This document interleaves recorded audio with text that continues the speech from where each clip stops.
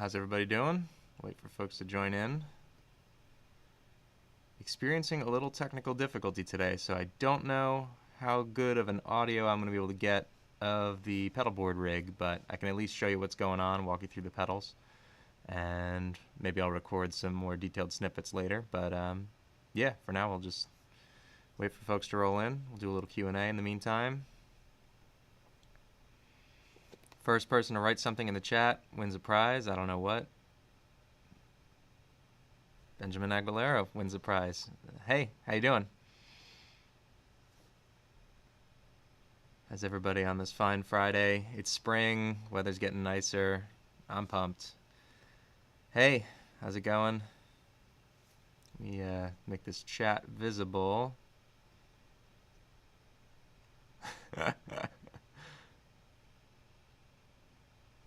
So, yeah, how's everyone been doing? You've been listening to any cool new music? I'm excited. We got a Smile album announcement. That's going to be good. I've been listening to, I think I spoiled myself a little bit. I did listen to the Glastonbury live versions a lot, so some of the studio cuts we've heard so far, I haven't been as blown away as I did when I heard them in that more raw format, but I'm still excited. I think it's going to be a great album, as you can tell by my, where is it? Can I point to it? Yeah, wrong way. You Will Never Work in Television Again poster that I got from the live stream show. I don't know yet, Benjamin. You tell me what you want. Cover request, I could do that. Free in the Knowledge is amazing. Maybe I'll cover that. Maybe I'll see if Taka wants to work on that one or something. Yeah, I thought that was between maybe that one and what was the first one that they put out? Well, you Will Never Work in Television, like the ones that had more of the live band feel. I feel like Skirting, it's debatable. Everybody has their own opinion of what the best version of Skirting on the Surface is, going back to even like the Radiohead ones. I really liked when they did it live at Glasto. I feel like they struggled with it a little bit during the live stream shows, the magazine shows. Maybe like something about it wasn't exactly there, but yeah. Tab request is also good. Let me know what you want to tab. I'm actually overdue to make some more tabs for my Patreon supporters, but I will happily tab something out. I did pre-order the album, and so I'm excited for that. But it feels like it's gonna be a long, even though it's only like 2 months now. It's gonna feel like a long wait. Same way when I ordered like the Kid Amnesia stuff, although that was a long wait for a different reason with the shipping issues and everything. Yeah, I'm also excited to hear what Ed's working on. I'm glad to hear that he's kind of resurfaced a little bit and that he's still chugging away in his idyllic scenery and working on new original songs. I'm pumped about that. Sporadic acoustic cover of Fog. That could be cool. The acoustic ones, like the acoustic or the solo piano covers every once in a while, I find that fun because it's it's just a different thing than trying to go for all the different multi-track and preciseness, just to get to like do something a little bit more off the cuff. And Fog's a great song, so that might be a fun one. Yeah. This is great. Yeah, keep them coming. Keep the questions, comments coming in, and then in a little bit, I'll talk about the board. Again, apologies. I might not have my interface audio isn't coming through great right now today, so might just have the camera audio for now. Noah York's song, I listened to it when it came out, and I thought it was really beautiful. I haven't listened to it in a while. But it's pretty cool that the apple didn't fall that far from the tree.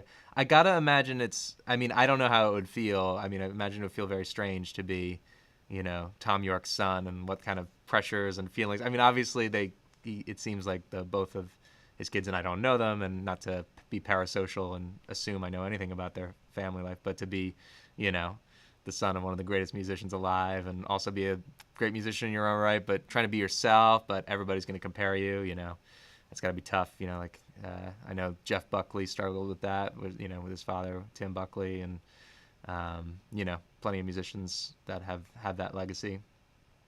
Have you listened to Black Country New Road? And if you have, do you like them? I've heard of them. I haven't listened. So I was just talking to my friend Charles about this. Like, I'm perpetually behind. And Charles, by the way, new bassist in There. I'll talk a little bit more about that in a bit. I'm perpetually behind in bands that I want to listen to. I always have like a mental list of like somebody mentions a name or I write it down, and then I never find I always like to find a good opportunity to really like take it in if I'm going to listen to it the first time, like a cool album. because I can remember those times for the albums that did have such an impact on me, like OK Computer, or the first time I really listened to that. It's a special thing. So if somebody gives me kind of a special thing to listen to, I don't want to just give it like 30 seconds on an iPhone in between doing something else. I want to kind of give it a proper listen. So I'll definitely check them out. There's definitely, you guys have given me some cool suggestions in terms of bands to check out and listen to. So that sounds cool. Cover Life in a Glass House from the Meeting People is Easy documentary. We are working, I can say we are, obviously, that Amnesiac suite, Taka and I, is not complete just yet. We have some special surprises in store for that last one. We're working on it. It's not necessarily the Meeting People is Easy version. You'll see, obviously, how it comes out. Hopefully we can pull that one off. Okay. Black Midi, I have heard them. They're pretty wild. I wouldn't go like it's very eclectic and progressive and quirky. The singer has a very distinctive voice. I know they have a very big following and pretty rabid fans.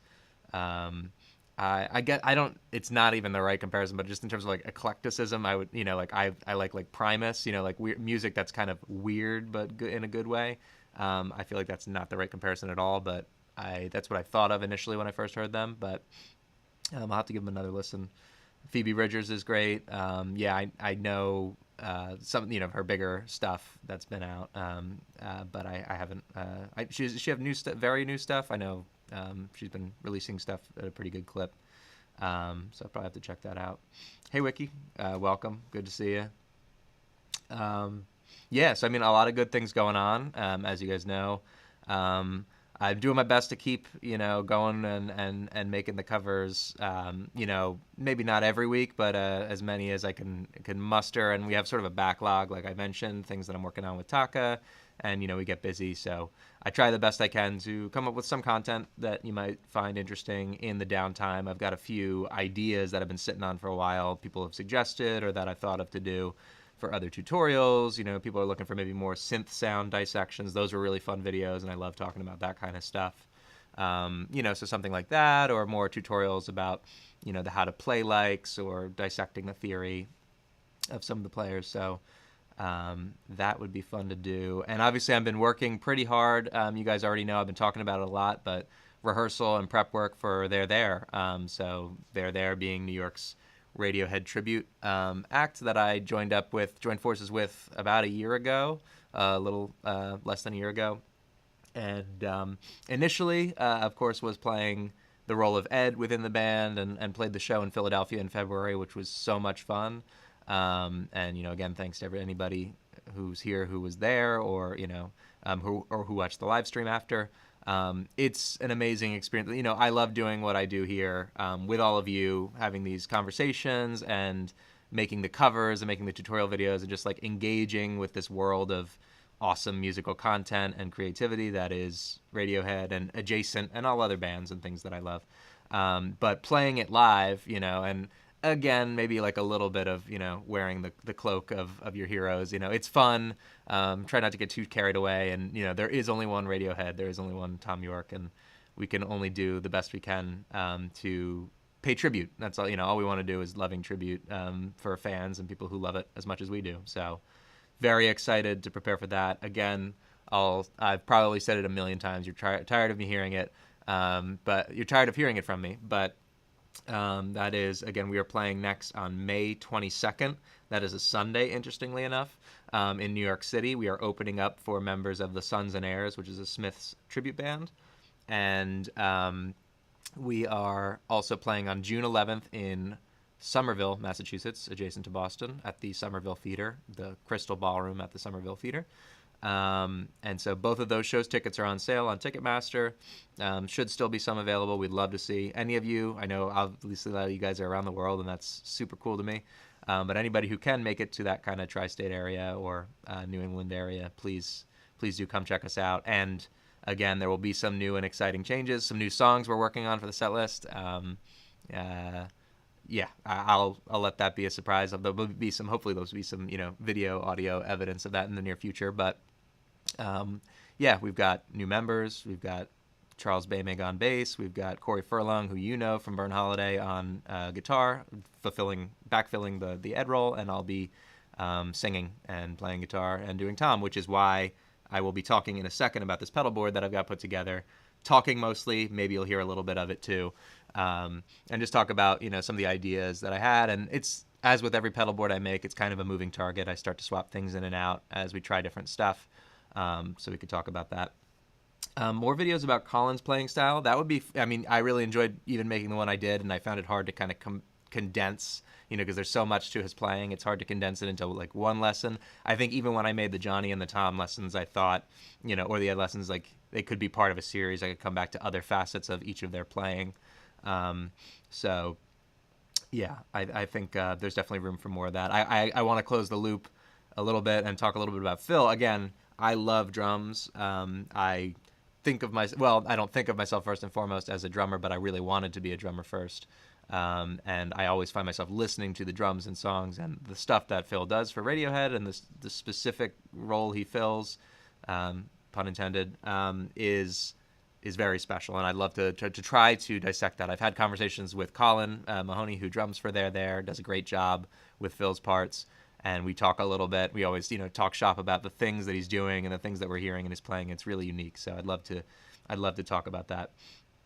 You're looking for the Telenordia, the compressor, right? That is, those pedals are cool. I think the name might have changed. I feel like I looked at those recently, like the treble booster he uses in the compressor, and I feel like the company that Telenordia, like they go under a different brand name now, but they're still making them, if I remember correctly.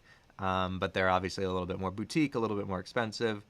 Compressors are a funny thing. Everybody has their own preference about how it's a very much a feel thing as much as it is a sound thing. And once you start to play one, you know which ones kind of react the way that you want to. So I'd be curious to kind of dig in more on that. Like I don't know if it's an optical compressor. There's different ways that they achieve the compression. So I forget exactly how that one works and whether or not there's any good, imitations out there.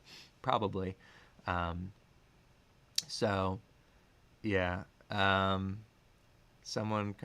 well, so I'm scrolling back up. My eyes naturally drifted a little back up, and I saw Wiki's request that I cover the dance of Lotus Flower if I've reached 10K subs. Well, actually, I've just recently reached 25,000 subs, which blows my mind. I'm very humbled by and grateful for each and every one of you. This is awesome. I want to take it, to the moon. I'd love to have, be one of those million sub guys one day. If you guys can help me get there, I'd really appreciate it. But in the meantime, I have actually thought about coming back to Lotus Flower. That was the first first cover I ever posted on this channel, and I watch it every once in a while, and I'm like, oh yeah, like that was great, and it was the beginning of something, but I could do that better now. Now that I've had the more experience, so I'd love to revisit that.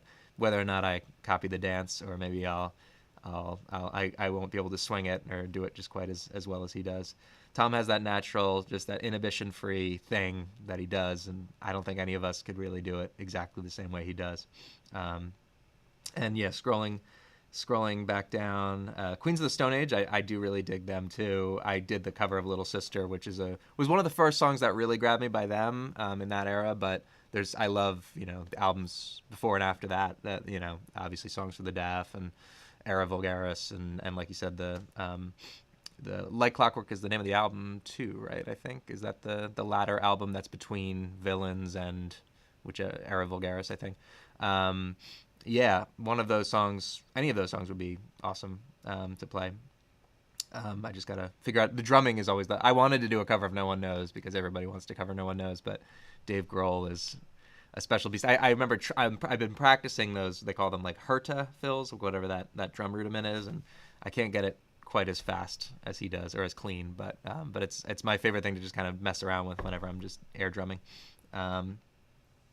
King of Gear says it's a germanium compressor. Interesting. Germanium is a special beast in the world of guitar pedals. Obviously, with that, the diodes or the usually it's the transistors that are in like fuzz, germanium transistors and fuzz pedals that are special. So maybe it has a special quality. Again, there's a little bit of mojo to parts and pedals and things that can sound similar or seem to have a vibe or be made differently just because they're handmade or whatever. But I bet that's a very cool sound in person. Never heard one in person, only heard it via Tom's playing. So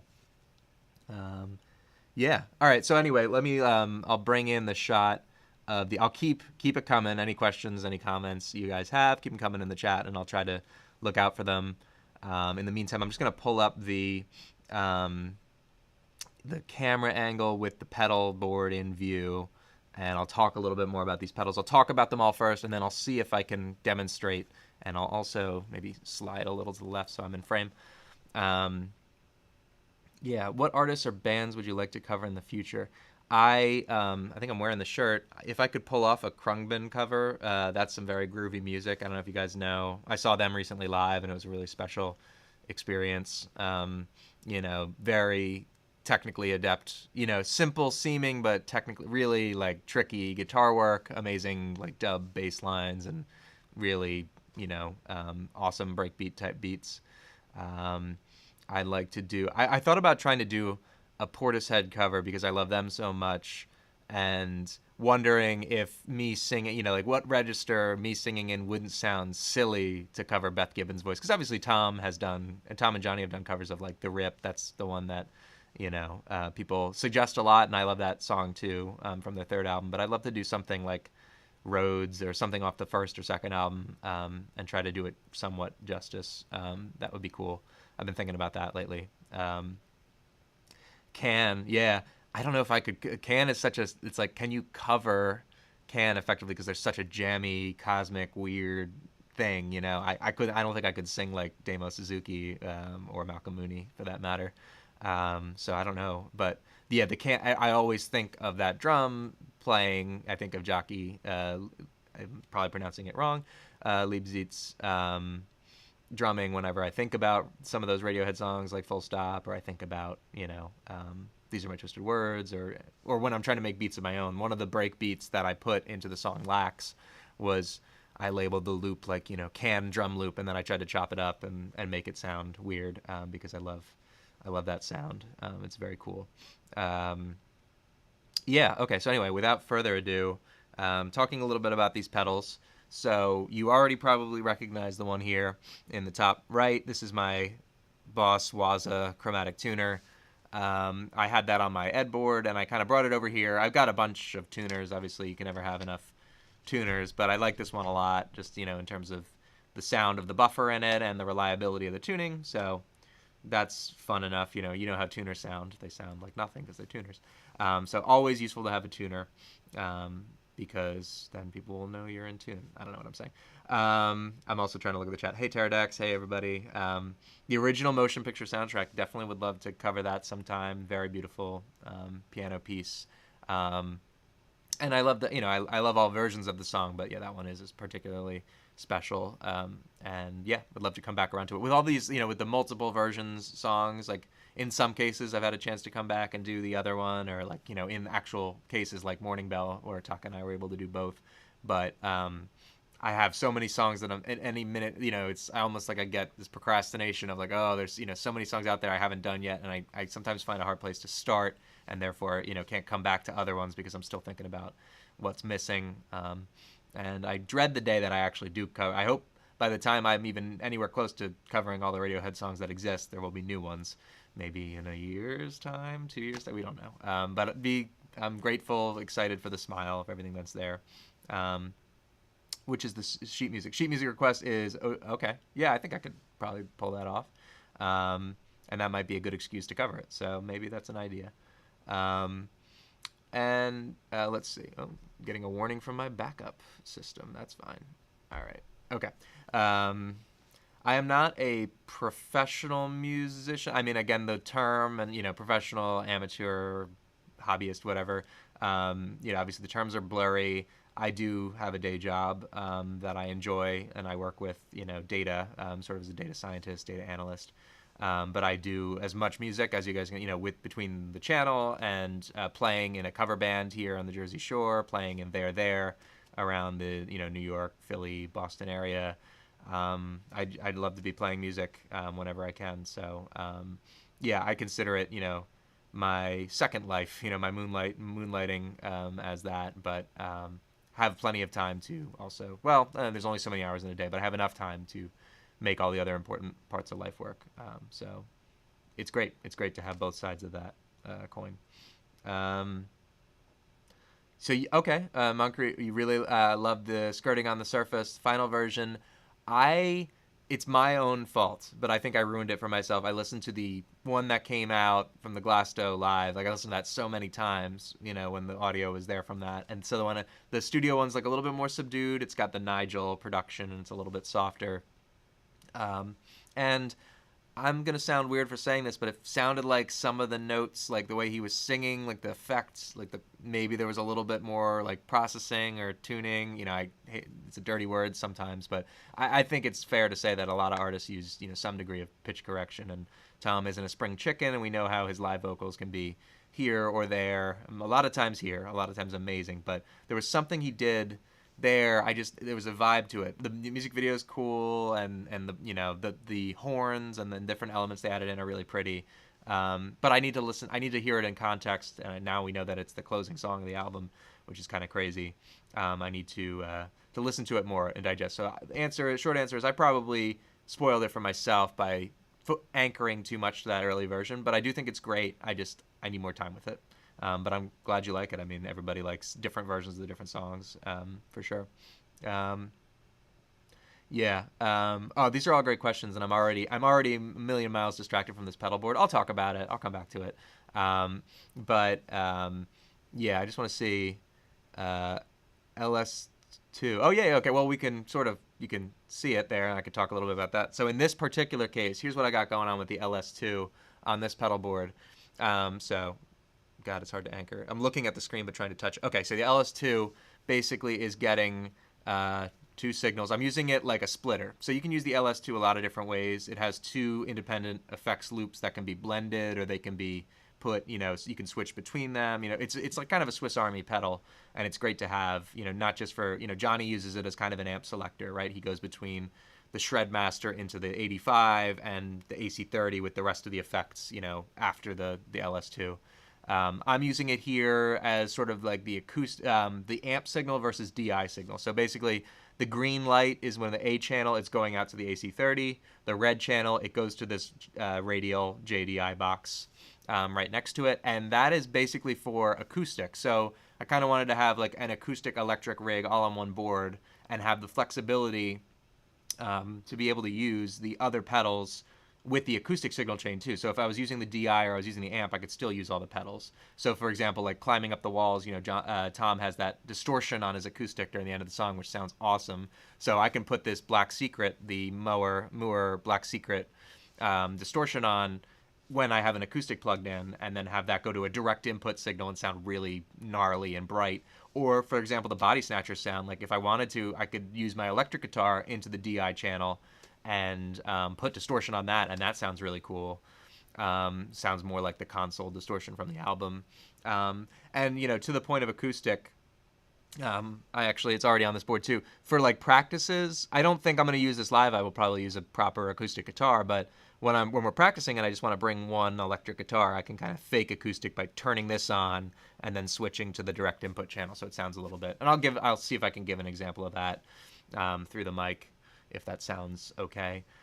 So yeah, that's what the LS2 is doing, but good question. Let me see. Yeah, Sean.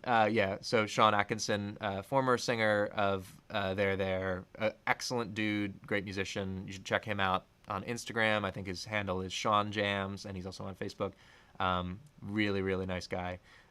He played some of the piano parts. He's a great piano player. While Ben did other things, like Ben Shin is our Johnny in There, and he's an excellent violinist, which brings a cool thing that I don't think a lot of Radiohead cover bands do, which is awesome, which is to have violin and strings while we're playing. So with the lineup changes, I'll probably be doing my best to try to cover what Sean was doing. So in those cases, like Daydreaming, or I think maybe like Daydreaming's like the main one. Or Karma Police, right? We'll probably try to do that. We'll keep that. So Ben will either play the guitar or violin, and I'll play the piano and try to sing it. But the cool thing is everybody there in the band is a great musician. Like, we can pivot on the fly, and we'll play around sometimes with how we rearrange things or swap parts. So it's fun. It's always fun to go to rehearsal with those guys because everybody kind of brings, their A game. So yeah, looking forward to that, and hopefully you'll be able to hear it soon. The Trickster is amazing. Pterodex, like the auto-tune sound you're talking about on skirting, right? And I think on Panavision too. I think like Panavision and skirting, the ones that had that, when he does the very head voice thing, it sounded like it was very on the note. It's an interesting effect. I mean, I've heard it, used. I liked when he used it in the lower register on songs like "Pack Like Sardines" or whatever. But maybe I'm just being too harsh. So I did notice that "Just Eyes in the Mouth" isn't on the track list, and I'm so bummed about that because I really liked that one too. I thought that was one of my favorites of the original crop of the Glasto songs. It's too bad that didn't make it. Maybe it'll be a B-side release at some point. We can hope for it. We still have the early versions, whatever. Yeah. So let's see. Free in the Knowledge. I heard he did strings for Frank Ocean, and Frank Ocean's another artist I haven't listened to nearly enough based on what people say. He's pretty, avant. He's pretty leading the forefront of the R&B and hip hop. He's a pretty popular artist there, and I haven't listened to enough of him. And I know Johnny did some great arrangements there. I'd have to listen to those to compare. So that's awesome. The acoustic simulator is basically, I think it's just like an aggressive EQ. Like it's not using it's not like technically a synth or modeling or anything. It's still the guitar signal, but it's probably like aggressively EQ'd. I think some of the later, this is the version 2 of it. They made a version 3. That's the one that they sell now. I got this one used, so I forget when I got it exactly. But the version 3, I think, has some of that like Cosm technology or something where they model it a little bit more. But in this case, there's like a bright, there's a top and a body control, so you're kind of boosting the low and then the high frequencies. And then otherwise, I think it's kind of just like messing with your mid-range to make it sound more scooped and bright and acousticy. And there's different like types of acoustics, like jumbo, piezo, piezo pickup sounds. I use the enhance mode. I like that one the best. I think it sounds the best. Am I going to be bringing the Prophet on stage with There from Now? Probably not. I mean, it depends on the show and what songs we're going to have to do. I'm actually, and I'll have to do a video on it. I've been working with a new piece of gear that I haven't made a video on yet, which is a Nord Stage 3, which is kind of a granddaddy of synths and stage pianos, and I'm in way over my head, of course, with buying it, but it's a beautiful machine, and I've actually been able to recreate a lot of cool sounds. I've been able to sample some of the Prophet sounds into it, make some of the sounds on board with its synth, and use it for piano. So that's going to be probably my primary keys engine for doing Tom stuff. And I'll talk a little bit more about that later, maybe make a separate video, about that.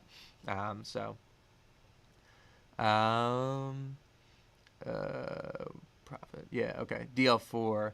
Yeah. So I saw the new DL4 came out. The original DL4 is a legend.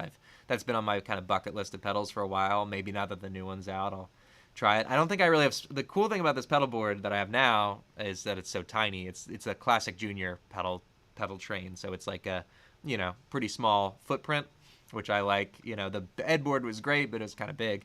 And now Corey's kind of shouldering that burden a little bit. He's got this kind of similar size board that I had before. But I don't think I could fit a DL4 on this and not sacrifice a bunch of the other kind of unique pedals I'm adding in. So I'll see about that. But the DL4, I mean, like, I know obviously he uses it for its delays, but really like the looper with the decay, right? It's really about that. He uses it like for Bloom, I think. And again, this is debatable. People have told me whether or not it's just a delay setting with a feedback that causes the delays to, change over time, or if it's actually a looper with decay that's making the loop evolve over time as he keeps playing. But either way, that's how I think of the DL4, at least for him. So yeah, I'm not sure. I'll see. I right now I actually have a placeholder. The glitch, the mini glitch you guys have seen before, was on the Ed board, which is really more of a Johnny thing. It's King of Gear. You know him and well, and obviously we've already talked about him in this chat. He's the official authority on a lot of these things. I had it in here to kind of do some glitching stuff, whether or not I thought I was going to have, again, like I said, we kind of, as the guitarist, we try to do what we can. We try to stay faithful to the parts, but when we need to, we'll switch some things around. So I had the glitch on here, but that's probably going to be a delay pedal. Before that, it was just the Boss DD7, just like a regular digital delay, which has a looper in it that doesn't have decay, but it also has like a very long repeat digital delay that you could kind of do the Bloom thing with. So that's probably what I'll put back there, because I like having the Holy Grail, which is, again, that's a tom pedal, the Holy Grail reverb over here.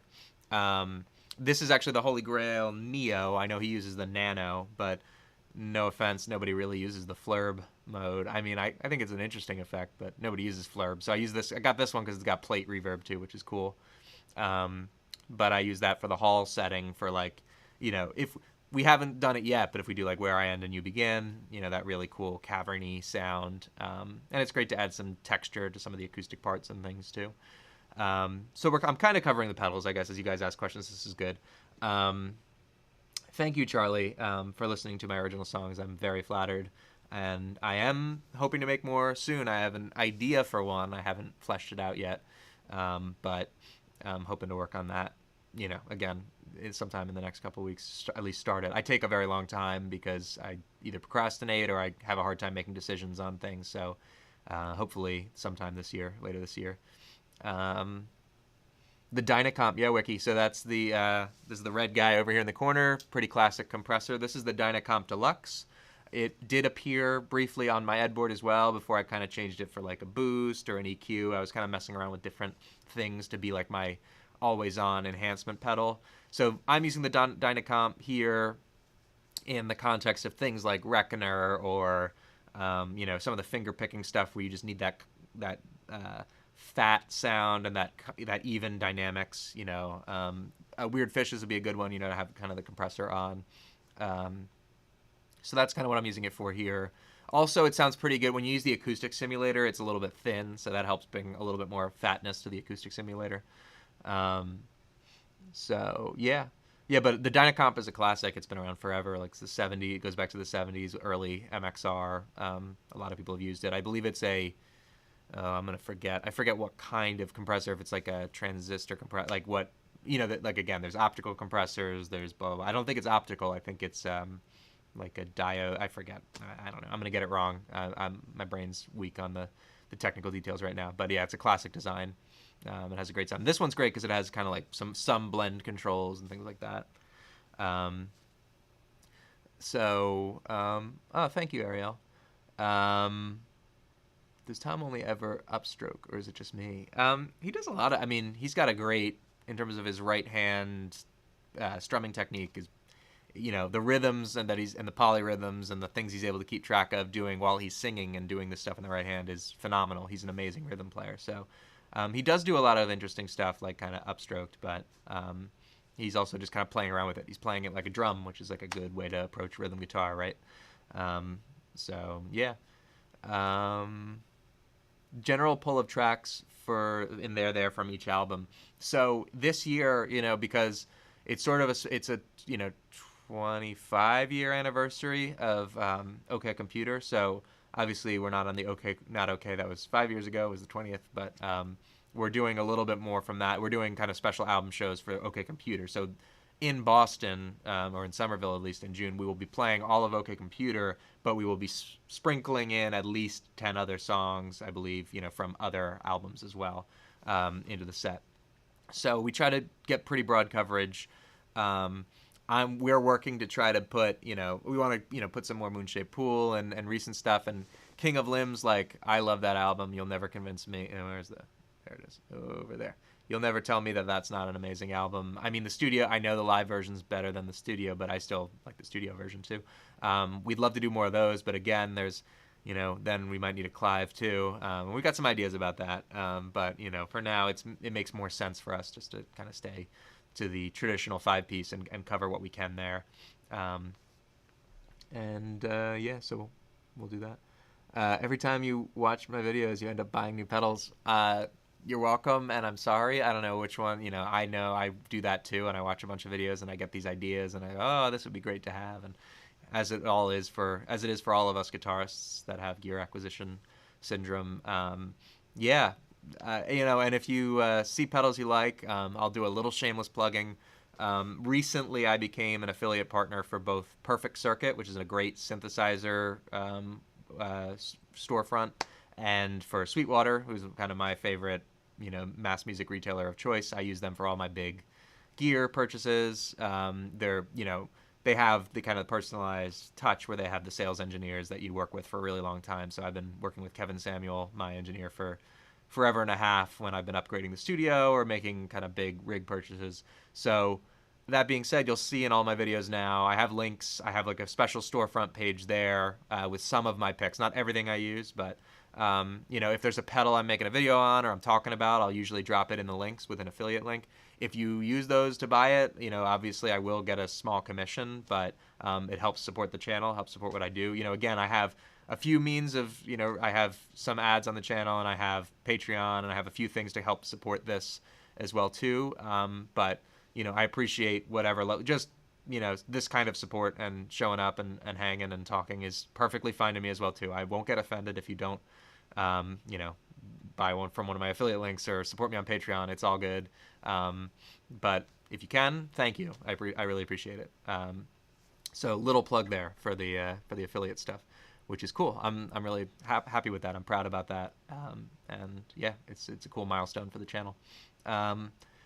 Let's see. I'm doing well, Foxy. Hello, Foxy. What do you use? Oh, yeah, I didn't even talk about the Digitech Freakout. Thank you, Luke, for pointing my attention. This is good. You guys will keep me focused when I don't talk about a pedal. Digitech Freakout, check it out. So this is a cool one. I just want to pour one out for Digitech. Are they gone? That's so sad to me. You know, like I knew that they got bought and subsidiarized a couple times, and I thought they were going to keep making the line, but it sounds like they might be like fully discontinued. Can you imagine a world without whammy pedals? That's like one of the most classic modern pedal designs of all time, you know? Like, and these things that they did at the end, like the Freakout and the Ricochet, were really cool, you know, little ideas that they took, and you know, between Digitech and DoD, great pedals, you know? So hopefully somewhere, someone, I know the people involved are with other teams now working on stuff, but hopefully they keep those pedals going. But the the Freakout is basically like a feedbacker sustainer. It's not the same as like an EBO or like the sustainer that's in my Ed Strat. It's very cool. So what they do is, and this, I thought this was genius. Digitech had this technology for the mixers that they made for like audio mixers that was an anti-feedback, like a feedback detection circuit. If it found like a naturally resonant frequency where a feedback was going to occur, it could track it, detect it, and dip it. And so this pedal is that in reverse. When they listen to your guitar signal and finds like the natural feedback frequency and then boosts it, and so it kind of creates the feedback. So I'm using this predominantly for There There, for the song There There. So I use I'll bring it into frame. I use the Casino, and this may be the best time for like a demo as best as you can hear it. I apologize in advance. This is going to be the camera mic audio, which may not be great, but at least you'll get an idea. So Casino's here, and you may say to yourself, but Joe, the Casino's a hollow body guitar. It'll feedback on its own. Well, yes and no, but the controllability of that in a live volume or even at a practice volume in some cases is not fantastic. A lot of times that'll just turn into microphonic feedback, which is the very high-pitched squealy sound and not the cool, woofy, you know, fundamental note sound that you want. So what I do is, you know, if I'm further away from the amp or at a slightly lower volume, I can use the pedal, and it has like a latching mode, so I can kind of turn it on. So let me just, you know, let me see what So you can probably hear that from a distance, or it might be, I noticed before I was testing it, it sounded like it was kind of like compressing or gating the sound. Maybe it's too loud, but I don't know. Hopefully you hear that a little bit. Anyway, if I turn on like the Timmy, which is one of my overdrives of choice, I'll talk about that, the Timmy pedal, and I'll turn on the compressor, maybe get it like a little bit gainy. And then if I turn on, I have the noise gate on, which is this is the decimator, which I use for, you know, when I'm using single coils and I have distortions on, it can get kind of noisy, so I use this to control the noise. But let's just turn it off so that we can make sure the feedback keeps going. And I'll turn the Freakout on, and I have it set to the second harmonic, which is should be like an octave above, right, the main note. So if I pick like the B note from the beginning of There,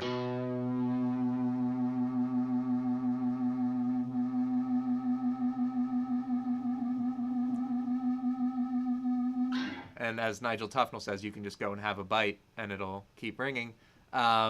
It's very good sustain. Like what happens is it will die out if I do nothing and I don't vibrato or anything. Eventually it'll die out, or it'll keep going for a while here. What's cool is sometimes the natural feedback of the casino and the feedback of the pedal will interact, and so they can kind of help each other out. This is lasting a lot longer than I thought it would. In fact, I might be able to get away with this. I don't know. But that's great. All right, I'll stop playing. But you get the idea.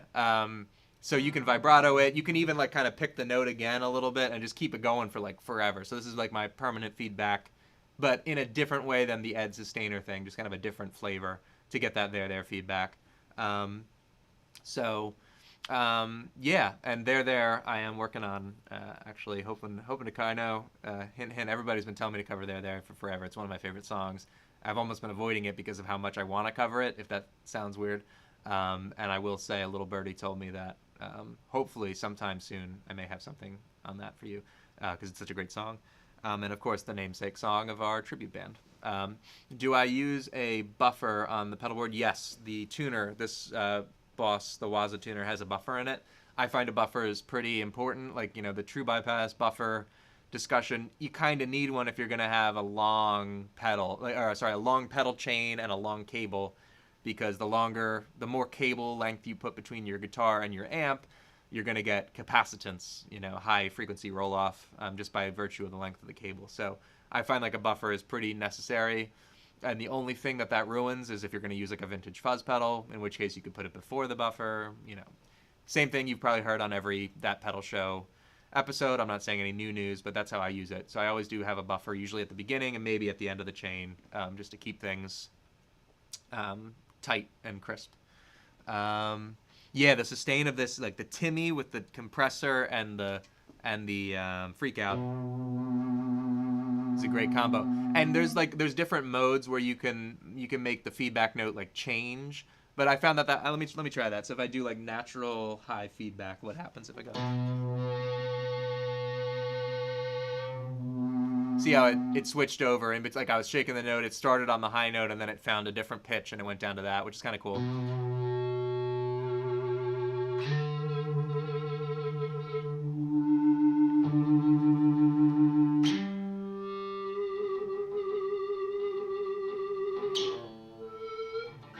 So yeah, it's pretty cool. I use it mostly on the second setting though, but yeah, I think that pedal's awesome.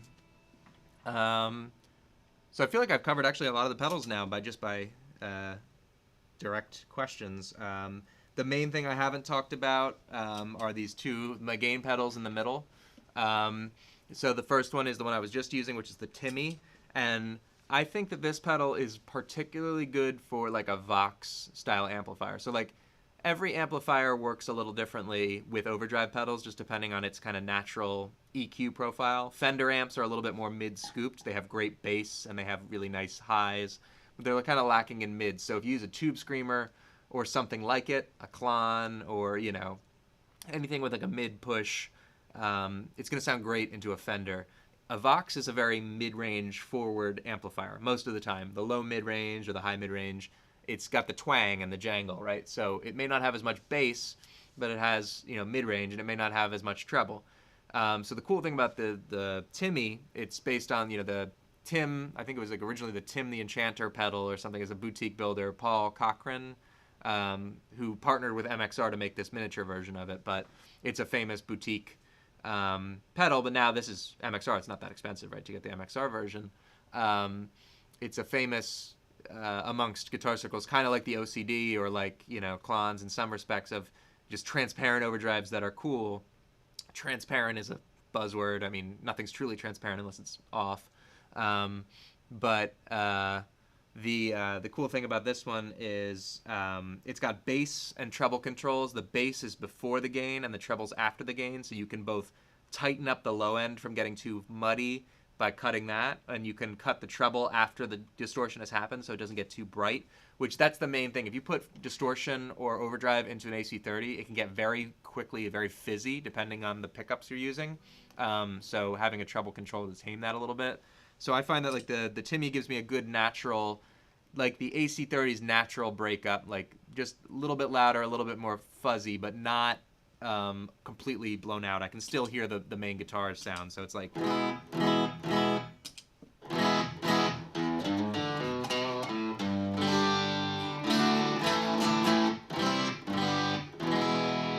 So it's you know, a little bit of breakup. It's good for rhythm stuff. It's good for, you know, like playing like Lucky or something like.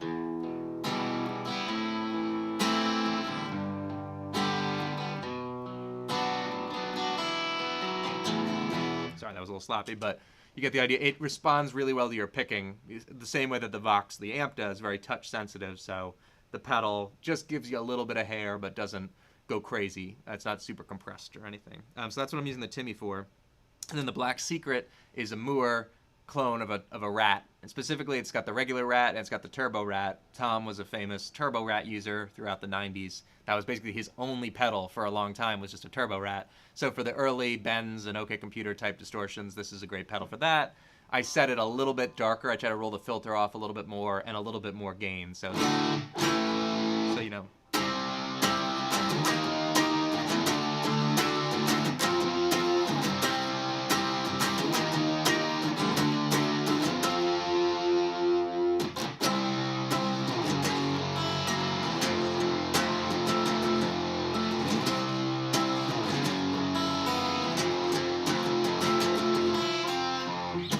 The idea. So that's a great pedal to have. You know, I just, between those two, and if you turn them both on, you get sort of like a distort, you know, like a really good aggressive distortion. But you know, they're good into each other. They're good on their own. I like these two, and they're small because they're mini pedals, so that's always good. And let's see. I'm gonna take a look at the chat because I saw some good stuff come in. Headrush Akai pedal is a great looper pedal. I do have that. I don't know where. I think it's over on my faux Johnny board over there. The Akai is also a great tape delay simulator. I don't actually use it that much for the tape delay emulation, but it's famous for its looper, which is what Johnny uses a lot. And I think artists like K.T. Tunstall, the Scottish singer-songwriter, she's used that looper. I feel like I saw her use it a while ago.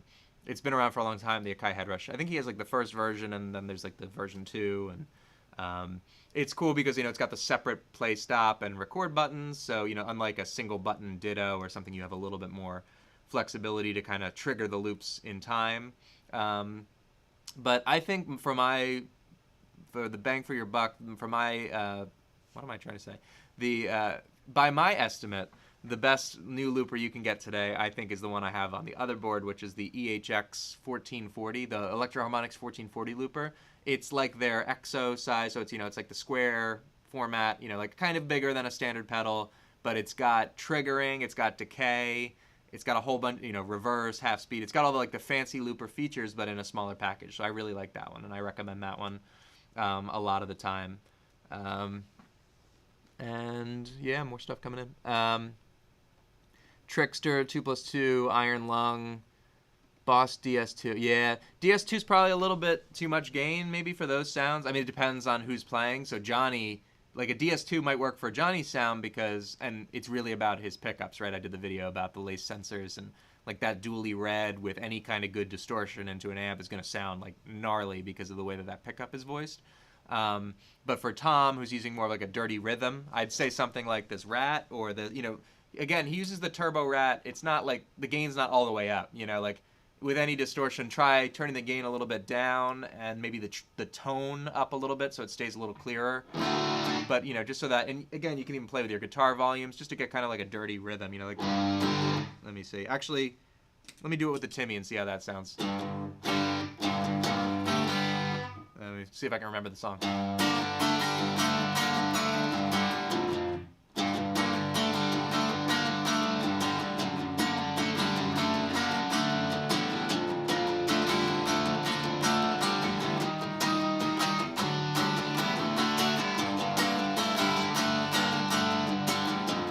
I fucked it up already. But you get the idea. So yeah, I think light, you know, for Tom's rhythm sound, that's a good idea. But you could probably get that from the DS2. I don't know. I don't have a lot of familiarity with it. I think, is that the Turbo or the Mega distortion? The Boss distortions, to me, they rob a little bit of the high end, you know, like, which is good for like a high distortion sound. You want that smooth sound if you're gonna play lead. Like John Frusciante, right? That's his thing, right? Is the cranked Boss distortion thing. But for rhythm playing, you need a little bit more clarity, I think, on top, if that makes sense. What have you used when doing the beats from the Basement Bloom? I think I might have used Logic's, like, built at the time. It was their old drum synthesizer, which was like Ultra Beat, just to make those simple like sine wave, like the tones or whatever. I think that's what you're referring to. And I think I just used a Korg Nano pad to play them, like the do do do do. Now I have the Roland SPDSX, which is what Clive would have used. You know, he uses that to trigger those sample sounds. But it's a simple. They almost sound like 808. You know, Roland 808 type tom drums. You know, like that filter, self-oscillating filter, like bloop sound. You know, so it's like a pretty simple drum synth kind of sound. You can make it in any number of synthesizer type engines if you know what you're doing there. And then, you know, for the main sounds, I was just playing the kit, you know, playing the different parts that Johnny and Phil and Clive play later in the song. How long have I had an Undomo? Maybe 6-7 months. I think end of last summer is when I received mine. I haven't actually, I don't know why I haven't made a video about it yet. I talked about it, or at least I used it in my last original song, What Comes After, and I got to animate it, or rotoscope me playing it, which was fun and time consuming, as you guys know. But it's a beautiful instrument. Obviously, huge shout out to Naoki Omo, the craftsman in Japan who hand builds and tweaks all these things and researches and builds these things. It's amazing. And yeah, I definitely want to talk more about that and some other things, you know, pretty soon. But yeah, it's obviously a beautiful one-of-a-kind instrument for sure. I'm gonna fall off this chair in a second. I gotta scoot in. Let's see. Guitar intermediate, pedal, beginner person. What does a line selector do? Not a bad question. Fair question. So it has an input and an output, like most pedals do, and then inside of it, it has two different loops. So like in and out, additional in and out connectors. So there's basically like 3 connectors on each side: the global input, the global output, and then loop arounds for loop A and loop B. And so inside of those loops, you can place other pedals. What they really designed you to use it for is like you might have a distortion sound in, you know, with a couple pedals in one loop, and then like a modulated sound with like a reverb and a chorus in another loop, and you could switch between those easily, right? So you could have different signal chains. It's like a switcher or like a little gate. But you can use it a lot of different ways, and the way that Johnny uses it, or the way that I'm using it here, is just like a basic A, B, Y, you know, like splitter switch. So like I go into it with the rest of my guitar signal in the input, and then I have loop A, and it doesn't come back around to the loop. It's just the loop, just the sends of the loop. So send A goes out to 1 amp or the amp, and then send B goes out to a direct box. So I can choose with the pedal when I press it, I have one signal or another. Is that actually showing? Yeah, well, it's not showing up on camera as well. There you go. Green, red, green, red. So I can switch between those 2 channels. But there's different modes. There's different ways you can use it. It's a very cool pedal. It's useful if you're dealing with multiple effects chains or multiple amps. If you want to use it for 2 amps, you want to use it for 2 signal paths. But you may not have a need for it. But it does, it can be used in a lot of different slots. It's a utility player. Cool. Lucky is super satisfying to play. Wow, I missed a lot of stuff. Oh my god, it just jumped. Very satisfying, Pterodex, yes. Consider to cover exit music, maybe, and A Wolf at the Door. Exit music I did cover with Burn Holiday when we did our OK Computer from the Basement tribute, which there should be links to that somewhere here on this channel, or at least go check out Burn Holiday's channel. And then Wolf at the Door, it's on the list. That's all I can say. It's definitely on the list.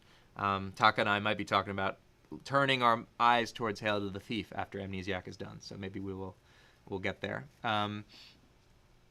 Oh, Wiki actually did the hard work in answering for me. Thank you, Wiki, for answering. Chacha was the person who asked the question. Cool. Space Echo relaunch, pretty cool. I have the RE20, so the old Boss Space Echo. I still love it. I don't probably find a need for me to get any of the new ones, other than saving space, like if I was going to get the small one. The 202 is cool. It's pretty expensive. And I mean, you know, I say that knowing that I've done crazier things, but for what I need it, you know, at least I don't think I see a need for it. If anything, maybe the DL4, the new DL4 looks pretty cool, but again, I don't know if I have a space for it, if not a need for it. So that's cool. Let's see. What's the acoustic pedal setup? Also, you're a legend. Thank you, Jordan. Yeah, I think it's explained it a little bit, but the acoustic simulator, I'm using that mostly for practice. So I don't also bring an acoustic. It basically just like fakes an electric guitar signal into sounding like an acoustic with EQ. I should actually demonstrate that. I've done. So let me go to the, I'm switching to the DI input. So this is my amp, right? Oops. And then coming straight to the PA, which you can't hear that well right now. If I turn on this pedal.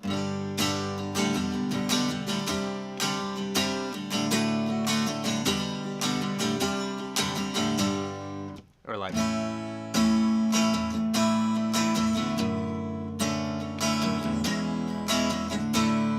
So it kind of makes the electric sound a little bit more like acoustic. And apologies, that might not come over great on the camera mic. But that's what I'm using that one for. Let's see. It's also, I noticed, getting a little late. I may drop off in a few minutes. This has been fantastic, though. I think I've talked about every pedal here, including the reverb we talked about briefly. The mini glitch, I'm probably going to put a delay there in a little bit. And then the noise gate, which is for the distortions to kind of prevent feedback or noise from that. So yeah, cool. Let me see. Let me just clean up here and look for anything else. I'm going to turn off the pedal cam. Let's see. It sounds very similar. Cut a hole. Yeah, that would be fun. That one didn't seem to make the light of day yet. You never know. It could be still lying in wait for LP10. Hello? Hello to Good Night in Mexico. Cleaner Overdrive in Lucky. What's the Mud Honey? Isn't that the name of a band? Is that like an overdrive or like a fuzz? I'm not actually sure exactly what he used. It might have just been like an overdrive-driven amp or a clean amp. In the recording, it's pretty clean, but when he does it live, maybe it's just his pickups in the amp, Yeah. Okay. I think that's probably going to do it for me for now. I'm probably going to make, I'll have some better sound examples, through the interface of some of these pedals and do some more gear demos and things in due course, and some covers. So stay tuned for all of that. Again, be sure to get tickets if you haven't already, to go see They're There in New York or in Philly, or I'm sorry, not in Philly, in Boston, in Somerville, in May and June. There are going to be more shows announced pretty soon, so stay tuned for that, which is exciting. And yeah, until then, have a great weekend, everybody. I'll talk to you guys soon. Be well, and yeah, take care.